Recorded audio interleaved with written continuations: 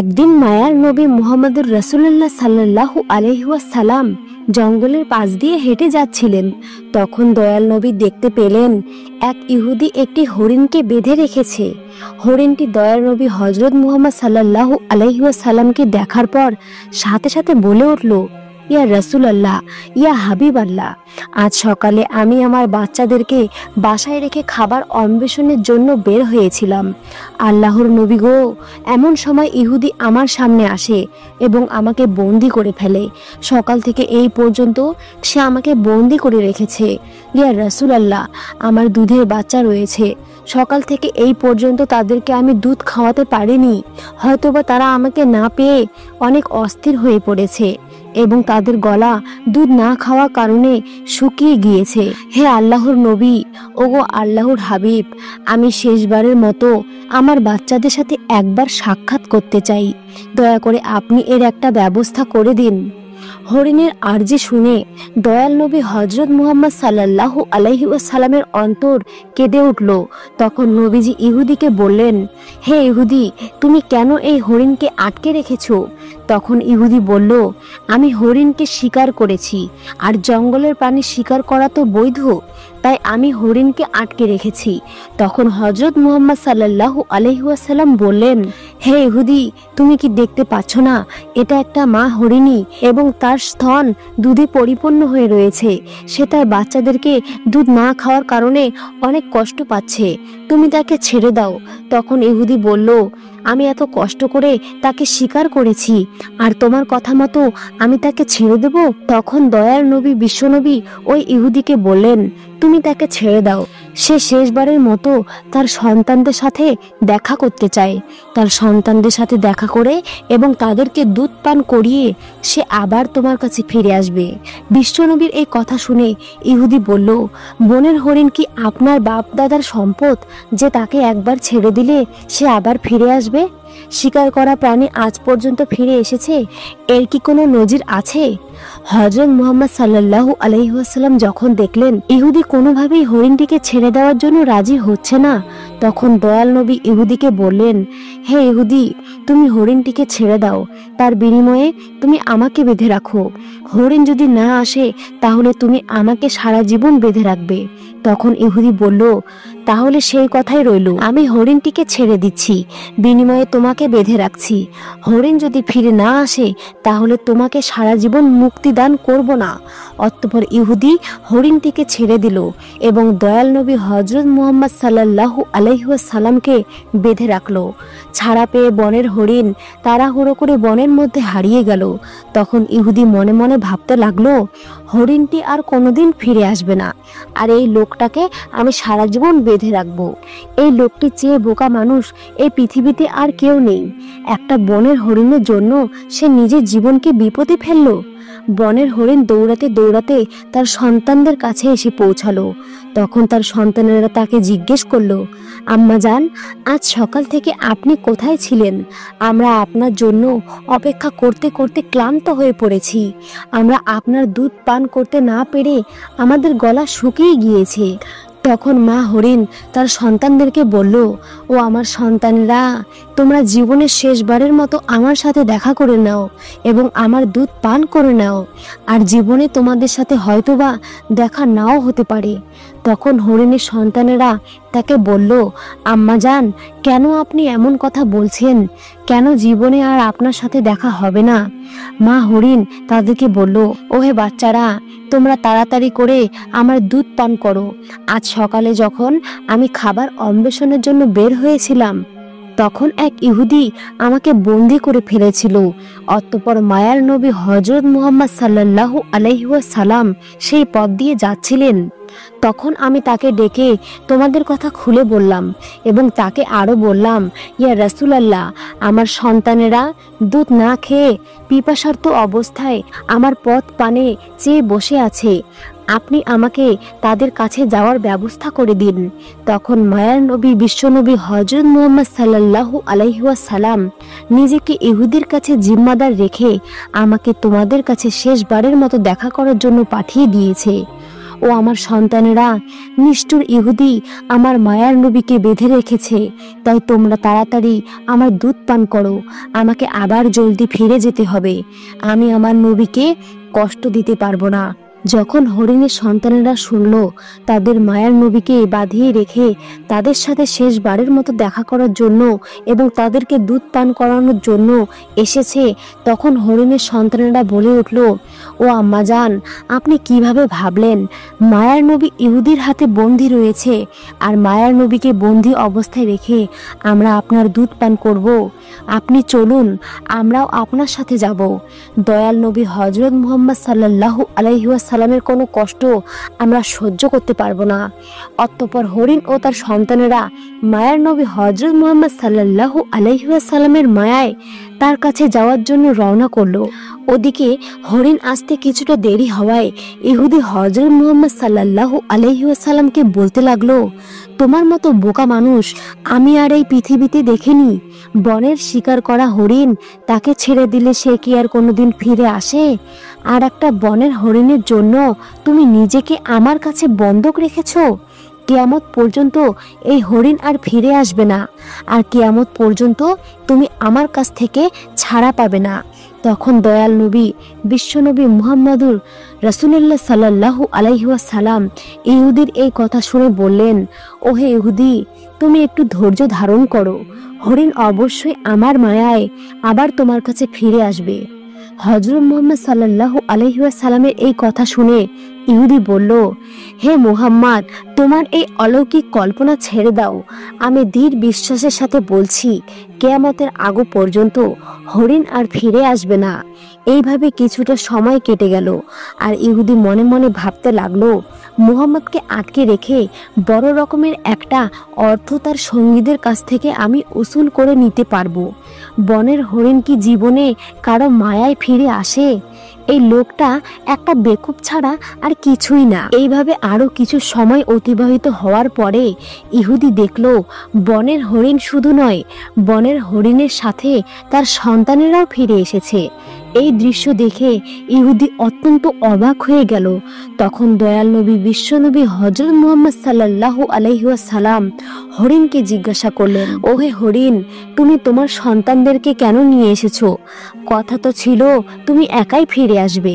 তখন মা হরিণ বলল, ইয়া রাসূলুল্লাহ, আমি যখন আমার সন্তানদের কাছে ফিরে গিয়ে বললাম মায়ার নবী হযরত মুহাম্মদ সাল্লাল্লাহু আলাইহি ওয়াসাল্লামকে বন্দি রেখে জিম্মাদার রেখে আমাকে তোমাদের কাছে জীবনের শেষবারের মতো দেখা করার জন্য পাঠিয়েছে এবং জীবনের শেষবারের মতো দুগ্ধ পান করার জন্য পাঠিয়েছে, তখন আমার সন্তানেরা বলল, ওহে আম্মাজান, আপনি কিভাবে ভাবলেন মায়ার নবী হযরত মুহাম্মদ সাল্লাল্লাহু আলাইহি ওয়াসাল্লামকে বাঁধিয়ে রেখে আমরা আপনার দুধ পান করব? ইয়া রাসূলুল্লাহ, তখন আমার সন্তানেরাও আমার সাথে রওনা করে চলে এসেছে। হে আল্লাহর নবী, আপনার সাথে বেয়াদবি করার জন্য আপনি আমাদেরকে ক্ষমা করে দিন। এতক্ষণ পর্যন্ত আমরা আপনাকে কষ্ট দিয়েছি। অতঃপর ইহুদিকে লক্ষ্য করে বিশ্বনবী বলতে লাগলেন, ওহে ইহুদি, এই নাও তোমার শিকার করা হরিণ ফিরে এসেছে। শুধু সে ফিরে আসেনি, ফিরে এসেছে তার সকল সন্তানগুলি। এখন তুমি তাদেরকে তোমার কাজে ব্যবহার করতে পারো। আর তুমি এ কথা মনে রেখো, আমি সত্য নবী। আমি শুধু মানুষের নবী নই, আমি বন জঙ্গলের পশু পাখি এবং সমগ্র জাহানের নবী। উক্ত কথাগুলি বলে দয়াল নবী হযরত মুহাম্মদ সাল্লাল্লাহু আলাইহি ওয়াসাল্লাম চলে যেতে লাগলেন। তখন ইহুদি পিছন থেকে দয়াল নবীকে ডাক দিয়ে বললেন, ইয়া রাসূলুল্লাহ, ইয়া হাবিবাল্লাহ, বনের হরিণ যার মায়ায় ফিরে আসে আমি বুঝতে পেরেছি তিনি আল্লাহর নবী ছাড়া আর কেউ নন। হে আল্লাহর রাসূল, আমাকে আপনি আপনার হাতে হাত রেখে কালেমা পড়ে মুসলমান করিয়ে দিন। আর এই হরিণের আমার কোনো দরকার নেই। আপনি আমাকে আপনার চরণতলে রেখে আপনার গোলামি করার সুযোগ দিন। অতঃপর হযরত মুহাম্মদ সাল্লাল্লাহু আলাইহি ওয়াসাল্লামের হাতে হাত রেখে সেই ইহুদি মুসলমান হয়ে গেল। সুবাহান আল্লাহ, সুবাহান আল্লাহ। এমনি ভাবে আরো একদিনের ঘটনা। একদিন বিশ্বনবী একবার সাহাবীদের সাথে এক মজলিসে উপস্থিত ছিলেন। এমন সময় সেখানে একজন গ্রাম্য বিদুইন ব্যক্তি উপস্থিত হলো। তখন তার হাতে শিকার করা একটি গুইসাপও ছিল। সে বেদুইন হযরত মুহাম্মদ সাল্লাল্লাহু আলাইহি ওয়াসাল্লামের দিকে ইশারা করে সাহাবায়ে কেরামদেরকে জিজ্ঞাসা করলো, তিনি কে? সাহাবায়ে কেরাম উত্তর দিলেন, তিনি আল্লাহর রাসূল মুহাম্মদের রাসূলুল্লাহ সাল্লাল্লাহু আলাইহি ওয়াসাল্লাম। ইনি হলেন জিন ও ইনসানের নবী। ইনি হলেন তামাম বিশ্ব জাহানের নবী। অতঃপর সেই বিদুইন গ্রাম্য ব্যক্তি বলল, আমি লাত ও উজ্জার কসম করে বলছি, আমি তাকে নবী বলে স্বীকার করি না। তবে আমার হাতে যে শিকার করা গুইসাপ রয়েছে, এই সাপটি যদি কথা বলে, তার নবুয়তের ব্যাপারে স্বীকৃতি দান করে, তাহলে আমি তাকে নির্দ্বিধায় নবী বলে মেনে নেব। হে মুহাম্মদ, যতক্ষণ পর্যন্ত এই গুইসাপটি আপনার উপর ঈমান না আনবে, ততক্ষণ পর্যন্ত আমিও আপনার উপর ঈমান আনব না। তখন হযরত মুহাম্মদ সাল্লাল্লাহু আলাইহি ওয়াসাল্লাম বললেন, হে বেদুইন, তুমি সত্যি করে বলো তো, এই গুইসাপটি যদি তোমার কথা মতোই আমার উপর ঈমান আনে, আমার নবুয়তের ব্যাপারে স্বীকৃতি প্রদান করে, তাহলে কি তুমি আমার প্রতি ঈমান আনবে? তখন বিদুইন ব্যক্তি জবাব দিল, যদি সত্যি এটি হয়, তাহলে আমি নির্দ্বিধায় তোমাকে নবী বলে স্বীকার করে নেব এবং তোমার প্রতি ঈমান আনব। তখন আল্লাহর নবী হযরত মুহাম্মদ সাল্লাল্লাহু আলাইহি ওয়াসাল্লাম বিদুইনকে বললেন, তুমি গুইসাপটিকে ছেড়ে দাও। রাসূল আকরাম সাল্লাল্লাহু আলাইহি ওয়াসাল্লামের আদেশ মতো সে বেদুইন ব্যক্তি তার সাপটিকে ছেড়ে দিল। এরপর বিশ্বনবী ওই সাপটিকে ডাক দিয়ে বললেন, হে গুইসাপ। গুইসাপকে ডাক দেওয়ার সঙ্গে সঙ্গে সে সাপটি সকলের বোধগম্য বিশুদ্ধ আরবি ভাষায় জবাব দিল, লাব্বাইক ইয়া রাসূলুল্লাহ, আমি আপনার খেদমতে উপস্থিত এবং আমি আপনার অনুগত। গুইসাপের এই কথাগুলি উপস্থিত সকল বলে শুনল এবং বুঝতে পারল। এরপর রাসূলুল্লাহ সাল্লাল্লাহু আলাইহি ওয়াসাল্লাম গুইসাপকে জিজ্ঞাসা করলেন, হে গুইসাপ, তুমি কার ইবাদত করো? জবাবে গুইসাপ বলল, আমি ওই আল্লাহর ইবাদত করি, যার আরশ আকাশে, যার রাজত্ব দুনিয়াতে, যিনি সমুদ্রের ভিতরে পথ সৃষ্টি করেছেন, যিনি বেহেশতের রহমত এবং দোজখে আযাব সৃষ্টি করেছেন, আল্লাহর নবী হযরত মুহাম্মদ সাল্লাল্লাহু আলাইহি ওয়াসাল্লাম। গুইসাপকে পুনরায় জিজ্ঞাসা করলেন, হে গুইসাপ, আমি কে? তখন গুইসাপ জবাব দিল, আপনি আল্লাহর রাসূল এবং আপনি আখেরি নবী। যে ব্যক্তি আপনার সততা স্বীকার করবে সে সফল কাম হবে, আর যে ব্যক্তি আপনাকে মিথ্যা প্রতিপন্ন করবে সে ব্যর্থ হবে। অতঃপর হযরত মুহাম্মদ সাল্লাল্লাহু আলাইহি ওয়াসাল্লাম সে গ্রাম্য বেদুইন লোকটির দিকে লক্ষ্য করে বললেন, হে বেদুইন, এখন কি তোমার মনে আমি আল্লাহর রাসূল হওয়ার ব্যাপারে আর কোনো সন্দেহ রয়েছে? বেদুইন ব্যক্তিটি বলল, ইয়া রাসূলুল্লাহ, ইয়া হাবিবাল্লাহ, যার নবুয়তের ব্যাপারে একটি একটি গুইসাপ সাক্ষ্য দেয়, তার নবুয়তের ব্যাপারে সন্দেহ করার আমি কে? হে আল্লাহর হাবিব, আপনি আমাকে মুসলমান বানিয়ে দিন এবং আপনার চরণতলে খেদমত করার সুযোগ দান করুন। তখন সেই বেদুইন হুজুরে আকরাম সাল্লাল্লাহু আলাইহি ওয়াসাল্লামের হাতে হাত রেখে কালেমা পড়ে মুসলমান হয়ে গেল। সুবাহান আল্লাহ, সুবাহান আল্লাহ। একবার আবু জেহেল, অলিদ ইবনে মুগিরা এবং আস ইবনে ওয়াহেল প্রমুখ কাফেররা রাসূল আকরাম সাল্লাল্লাহু আলাইহি ওয়াসাল্লামের কাছে এসে বলল, হে মুহাম্মদ, ওই যে আকাশের চাঁদটা দেখা যাচ্ছে, তুমি যদি ওই চাঁদটাকে দ্বিখণ্ডিত করে দেখাতে পারো, তাহলে আমরা তোমার উপর ঈমান এনে ইসলাম ধর্ম গ্রহণ করব। তখন রাসূল আকরাম সাল্লাল্লাহু আলাইহি ওয়াসাল্লাম তাদেরকে বললেন, আমি যদি সত্যি এই আকাশের চাঁদকে দ্বিখণ্ডিত করে দেখাতে পারি, তাহলে কি তোমরা আমার উপর ঈমান আনবে এবং আল্লাহকে আল্লাহ বলে স্বীকার করবে? তখন তারা বলল, আগে আমাদেরকে চাঁদটি দ্বিখণ্ডিত করে দেখাও। সত্যি আমরা তোমাকে কথা দিচ্ছি, যদি এই কাজ তুমি করে দেখাতে পারো, তাহলে তোমার উপর নিশ্চিতভাবে ঈমান আনবো এবং তোমার আল্লাহকে আল্লাহ বলে স্বীকার করব আর তোমাকে নবী বলে স্বীকার করব। তখন হুজুরে আকরাম সাল্লাল্লাহু আলাইহি ওয়াসাল্লাম আল্লাহ রাব্বুল আলামিনের দরবারে দোয়া করলেন, হে আল্লাহ, আপনি এই আকাশের চাঁদকে দ্বিখণ্ডিত করে দিন। তখন মহান রব্বুল আলামিন রাসূল আকরাম সাল্লাল্লাহু আলাইহি ওয়াসাল্লামের দোয়া কবুল করলেন। দোয়া করার পর বিশ্বনবী চাঁদের দিকে নিজের আঙ্গুলের ইশারা করলেন, আর সাথে সাথে আকাশের চাঁদ দ্বিখণ্ডিত হয়ে গেল। চাঁদের দুইটি খণ্ড পরস্পরের হতে এত দূরে সরে গিয়েছিল যে এটার মধ্যভাগে হেরা পর্বত দেখা যাচ্ছিল, এবং চাঁদের দ্বিখণ্ডিত হওয়ার ব্যাপারটি কাফেররা ভালোভাবে দেখতে পাচ্ছিল।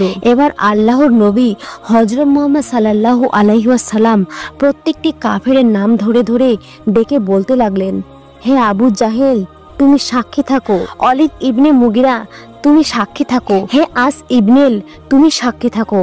আমি তোমাদের কথা মতো আকাশের চাঁদকে দ্বিখণ্ডিত করে দিয়েছি, আর তোমরা এখন তোমাদের ওয়াদা মতো আল্লাহকে ইলাহা বলে স্বীকার করো এবং আমাকে নবী বলে বিশ্বাস করে নাও। তখন কাফিরেরা হাসতে হাসতে বলতে লাগলো, ওরে মুহাম্মদ, এতদিন তো আমরা জানতাম তুমি এই পৃথিবীর বিভিন্ন জিনিসের উপর জাদু করার ক্ষমতা রাখো, কিন্তু আজ তো দেখছি তুমি আকাশের চাঁদের উপরও জাদু করার ক্ষমতা রাখো। তোমার মতো এত বড় জাদুকর আমরা আর এই পৃথিবীতে কখনোই দেখিনি। আর তুমি এই কথাও জেনে রাখো, আমরা কোনো জাদুকরকে কখনোই নবী বলে স্বীকার করতে পারি না। মূলত আল্লাহ রাব্বুল আলামিন তাদের ভাগ্যে ইমানের দৌলত লিখে রাখেনি, তাই তারা আল্লাহর রাসূল সাল্লাল্লাহু আলাইহি ওয়াসাল্লামের পক্ষ থেকে এত বড় একটা মেজাজে দেখার পরেও ঈমান গ্রহণ করলো না। হযরত মুহাম্মদ সাল্লাল্লাহু আলাইহি ওয়াসাল্লামের এই বিশেষ মেজাজের ব্যাপারে আল্লাহ রাব্বুল আলামিন কুরআনুল কারিমে উল্লেখ করে দিয়েছেন। সূরাতুল কামারে বর্ণিত হয়েছে, কিয়ামত নিকটে চলে এসেছে এবং চন্দ্র দ্বিখণ্ডিত হয়েছে। এ কথা রাসূল আকরাম সাল্লাল্লাহু আলাইহি ওয়াসাল্লাম উসামা রাদিয়াল্লাহু তাআলা আনহুকে নিয়ে কোথাও সফরে যাচ্ছিলেন। প্রতিমধ্যে হযরত মুহাম্মদ সাল্লাল্লাহু আলাইহি ওয়াসাল্লাম উসামাকে বললেন, হে উসামা, তুমি খুঁজে দেখো ইস্তেঞ্জার জন্য কোনো জায়গা খুঁজে পাও কিনা। উসামা রাদিয়াল্লাহু তাআলা আনহু নবী করিম সাল্লাল্লাহু আলাইহি ওয়াসাল্লামের এই নির্দেশ পেয়ে ইস্তেঞ্জা করার জন্য জায়গা খুঁজতে লাগলেন, কিন্তু ধুধু মরুভূমি হওয়ায় তিনি কোনো জায়গা খুঁজে পেলেন না। অতঃপর তিনি রাসূল আকরাম সাল্লাল্লাহু আলাইহি ওয়াসাল্লামের কাছে এসে আরজ করলেন, ইয়া রাসূলুল্লাহ, এই ময়দানে আড়াল হওয়ার মতো কোনো জায়গা নেই। তখন আল্লাহর রাসূল বিশ্বনবী বললেন, তবে দেখো আশেপাশে কোনো বৃক্ষ বা পাথর আছে কিনা। তখন উসমা রাদিয়াল্লাহু তাআলা আনহা বললেন, হ্যাঁ আল্লাহর নবী, আশেপাশে কিছু বৃক্ষ পাথর আছে বটে। তখন আল্লাহর নবী বললেন, তুমি সেই বৃক্ষ এবং পাথরগুলিকে গিয়ে বলো, আল্লাহর নবী তোমাদেরকে নির্দেশ দিয়েছেন তোমরা একত্রে হয়ে যাও এবং তার ইস্তেঞ্জার জন্য একটি উপযুক্ত পরিবেশ তৈরি করে দাও। তখন উসামা রাদিয়াল্লাহু তাআলা আনহু সেই গাছগুলির কাছে গিয়ে বললেন, হে বনের গাছ, আল্লাহর নবী রাসূল করিম সাল্লাল্লাহু আলাইহি ওয়াসাল্লাম তোমাদের মাঝে বসে ইস্তেঞ্জা করতে চাচ্ছেন।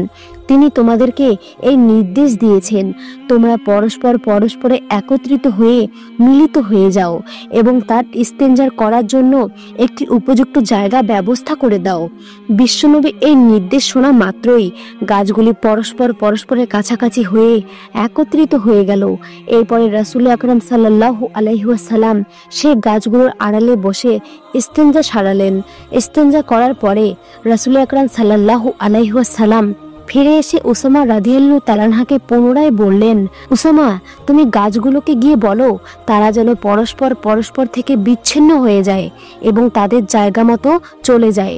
অতঃপর উসামা রাদিয়াল্লাহু তাআলা আনহু আবার গাছগুলির কাছে গিয়ে বললেন, হে বৃক্ষদল, আল্লাহর নবী তোমাদেরকে আবার নিজের জায়গায় যাওয়ার জন্য নির্দেশ দিয়েছেন। রাসূল আকরাম সাল্লাল্লাহু আলাইহি ওয়াসাল্লামের এই নির্দেশ পাওয়া মাত্র বৃক্ষদল যে যার জায়গায় আবার ফিরে গেল। সুবহানাল্লাহ, সুবহানাল্লাহ। একবার বিশ্বনবী যুদ্ধ থেকে ফেরার সময় একটি গাছের ছায়ায় শুয়ে বিশ্রাম নিচ্ছিলেন, আর তার তরবারিটি তিনি পাশে রেখে দিয়েছিলেন।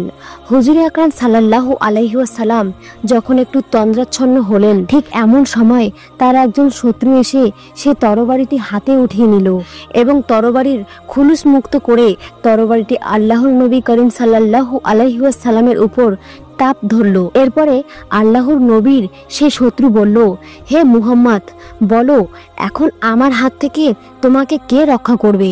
তখন আল্লাহর নবী রাসূল আকরাম সাল্লাল্লাহু আলাইহি ওয়াসাল্লাম নির্ভয় এবং প্রশান্ত মনে বললেন, আমার আল্লাহ আমাকে রক্ষা করবেন। আল্লাহর নবীর এই কথা শ্রবণ করার সাথে সাথেই লোকটির শরীর ও হাত পায়ে কম্পন শুরু হয়ে গেল এবং কাঁপতে কাঁপতে তার হাত থেকে তরবারিটি পড়ে গেল। অতঃপর বিশ্বনবী সেই তরবারিটি তার নিজের হাতে উঠিয়ে নিয়ে বললেন, এবার বলো তোমাকে আমার হাত থেকে কে রক্ষা করবে? তখন সেই লোকটি অত্যন্ত ভীত সন্ত্রস্ত হয়ে পড়ল এবং সে বলল, কোনো সম্মানিত লোক যদি আমার প্রাণ ভিক্ষা দিতে চায় তাহলে তিনি আমাকে রক্ষা করতে পারেন। তার এই কথা শুনে আল্লাহর নবী বিশ্বনবী তাকে বললেন, যাও, তোমাকে আমি মুক্ত করে দিলাম, তোমার কোনো ক্ষতি আমি করব না। রাসূল করিম সাল্লাল্লাহু আলাইহি ওয়াসাল্লামের এই উদারতা এবং মহানুভবতা দেখে সে লোকটি অবাক হয়ে গেল এবং সে তার সম্প্রদায়ের কাছে ফিরে গিয়ে বলল, আমি এমন একজন ব্যক্তির সাথে সাক্ষাৎ করে আসলাম যার মহানুভবতা, যার উদারতার কোনো তুলনা হয় না। হ্যাঁ আমার সম্প্রদায়, তোমরা জেনে রাখো, আজ থেকে আমি তোমার সঙ্গ ত্যাগ করে সে লোকটির জন্য আমার প্রাণ উৎসর্গ করব। আজ থেকে আমি তোমাদেরকে সবাইকে ত্যাগ করে দিলাম। এরপরে সেই লোকটি পুনরায় নবী আকরাম সাল্লাল্লাহু আলাইহি ওয়াসাল্লামের কাছে ফিরে এসে আরজ করল, আপনি আমাকে মুসলমান করে দিন এবং আপনার চরণতলে খেদমত করার সুযোগ দান করুন। তখন আল্লাহর নবী মুহাম্মদ রাসূলুল্লাহ সাল্লাল্লাহু আলাইহি ওয়াসাল্লাম তাকে কালেমা পড়িয়ে মুসলমান বানিয়ে দিল। সুবহানাল্লাহ, সুবহানাল্লাহ। প্রিয় বন্ধুরা, এই ছিল বিশ্বনবীর জীবনের বিশেষ কিছু মুজিজা। আল্লাহ রাব্বুল আলামিন আমাদের সবাইকে বিশ্বনবীর জীবন থেকে শিক্ষা গ্রহণ করে আমাদেরকে সোনালী জীবন গঠন করার তৌফিক দান করুক। সকলেই কমেন্টে লিখুন আমিন। দেখা হচ্ছে আবারও কোনো নতুন ভিডিওতে। সে পর্যন্ত ভালো থাকুন, সুস্থ থাকুন। আল্লাহ হাফেজ।